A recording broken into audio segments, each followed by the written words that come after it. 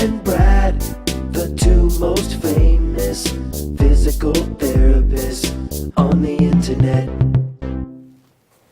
Hi folks, I'm Bob Schrupp, physical therapist. Brad Heineck, physical therapist. Together we are the most famous physical therapists on the internet. In our opinion, of course, Brad, Bob. today we're going to go over 10 tips to help you increase your knee bend after you've had a knee replacement. Right, this can be challenging a lot of times, and it's amazing how sometimes one thing will work really well for one person and it won't work for the other, and then there'll be another exercise that works really well for that person, but the other person, it's a bit individual. This is kind of a smorgasbord of options because you'll find some, like just what Brad said, some work and some don't, and it's weird just putting you in a different angle sometimes makes the difference. So. Exactly. And if you are new to our channel, by the way, please take a second to hit the subscribe button. It's on the left side of Brad, you're right. We provide videos on how to stay healthy, fit, and pain-free, and we upload every day. Wow, that was a mouthful, Bob. Yeah, let's start with the first one, Brad, which everybody seems to know is that's just the floor scrubs, right? Sure. So you go ahead and you're going to get a towel. You need a smooth floor. Yep. And what you're going to do is, what way to tell people is to go ahead and warm up first. Right. You know, the old wax the floor. When I used to work in a couple hospitals and when I was in school, wax the floor. Obviously, if you're at home and you got carpet, this isn't going to work. Right. Then you have to maybe get a cookie sheet if you're on the carpet, and then you can go ahead and do this. Something to make it slippery. Right. And then every so often, what you're going to do is you're going to go ahead and take your foot and put the heel on the toe, and you're going to push back and give it a stretch. Right. He means the foot of the good leg. Right. Right. Exactly. So this is the involved knee, and this is the non-involved. Right. And then if it gets too far, then you're going to go ahead. Oh, I'm sorry. Most people start off around the ankles. Exactly, Bob. Good point. And then if it gets too far, then they go off the toe. Yep. Exactly. So, right. All right. We're ready for the next one, Brad? Sure, Bob. You go ahead and take a belt. This is the one that Brad's dad probably used as a punishment for him. Keep him Bob, my dad was a gentleman. The old strap. Okay, so you're going to go ahead and just line it up like this, right, Brad? Yep. If I can This find is a little, got some... A little more involved. Right, if you're a mechanically minded person, this works probably great. use the towel underneath sure, that still, right? So what's nice about this one, Brad, though, besides giving it pull back and giving it a stretch, is you can do what we call contract relax. Sure. So what you're doing is you're going to bring it back about as far as you can go, and then you're going to hold it, secure it. Yep. Now I'm going to try to straighten the leg. So he's trying to push his leg forward. I'm trying to do this. Yep. But the belt is not allowing me to do this. And it's called, we're contracting the muscle, and then we're going to relax the muscle. So we push, and then we relax, and while we're relaxing, we try to go further. Right. So the push is going to last for about 5 seconds. Sure, pushing, 1, 2, 3, 4, 5. Now I'm relaxing. Right. And the theory is that muscle will relax a little more after maximal contraction, therefore allowing more range of motion. It's a little bit shocking how well this works sometimes, Brad. Yep. I just did this on a patient yesterday. Sure. And they were kind of stuck, and I go, did you try contract relax? And we did some of that, and we got another 5-10 degrees. Sure. I mean, just a very simple way of doing it. Nice little trick. Yep. All right. Now we have to introduce our product, Brad. Right, because what we're doing here with a towel on the floor is completely archaic to what we actually have a new device that makes the towel on the floor is just worthless. Time to throw it away. Throw it away. Why not use something that really minimizes? And this will work on carpet, it'll work on floor. It's small, it's light, and it's just a wonderful device. It's called the Knee Glide. And what I have found, Brad, especially when people are first starting out, a lot of times they can hardly even push that towel, or they can't handle it. Sure. But with the Knee Glide, there's so much a lack of friction there. It glides so easily that anybody can move this thing. Right, exactly. And as a therapist, it's much more easy to work with a patient with the Knee Glide. And we're really boasting this up because it's our invention, literally. We just brought this on the market in the last few months. And we're just putting push it in. I usually just use my foot.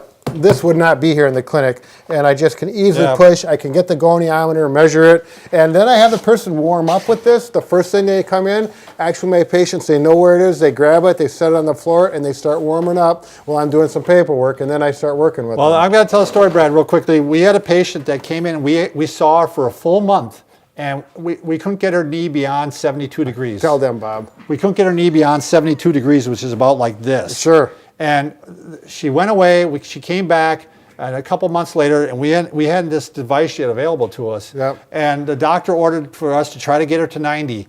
With this device, we were able to get her to 90 because we could really crank on that, and she didn't mind. And we could even do contract relax with this too, Sure. Brad. Yep. And we also sent one home with her.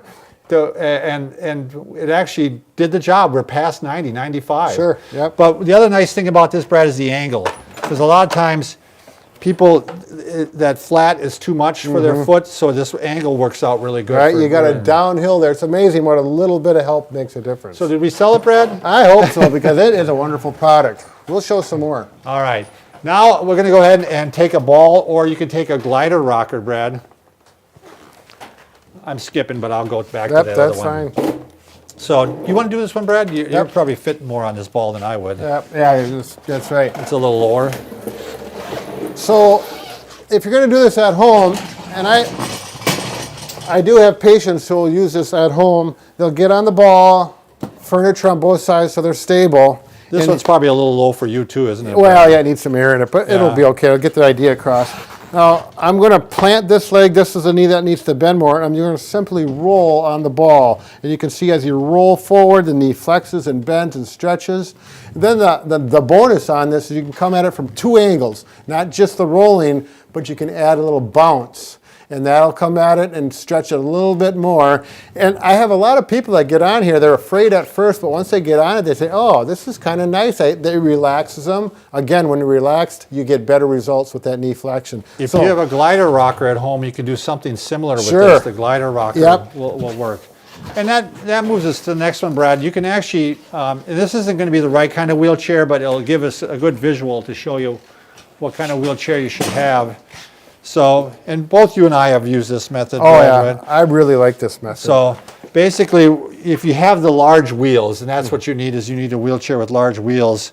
And what you can do is you can go up against the wall, and let's say this line here represents the wall. Well, actually, here, let's say this was the wall. Yeah, okay. And we could do it just like this, actually. So I'm going to put my feet up against it, or just really the one foot, really. Yep. And I can just push, keep kind of rocking forward, just gently.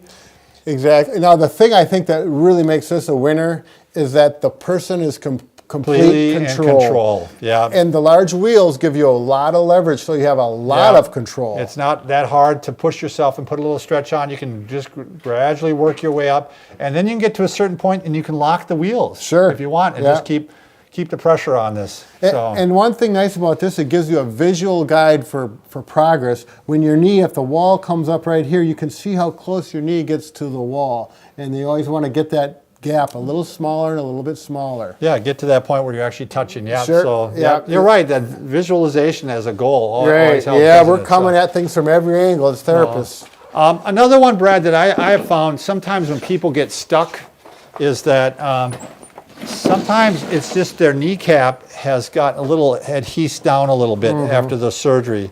So I think it's always good to, I don't know if you're going to be able to see this one very well, Lonnie, but I think it's good to go ahead and stretch that kneecap in all directions, actually, Brad. I go ahead, I stretch it out this way, I push it down, and I push it up even. Right. So these are patella mobilization is a technical thing for them, but you got to learn to relax those quadriceps to do that. Yeah, if you tighten up the muscle, that kneecap's not going to move at all. You got to be really relaxed, and you can take 2 fingers and push it around. But I've just found a couple people that we got stuck on that we weren't moving at all. We did a little bit of this, and all of a sudden we got, again, 5-10 more degrees, Brad. And then the incision will be down here. If it's all healed up well, you might do some scar mobilization on that. Because I found with that, too, that sometimes that's causing the pain.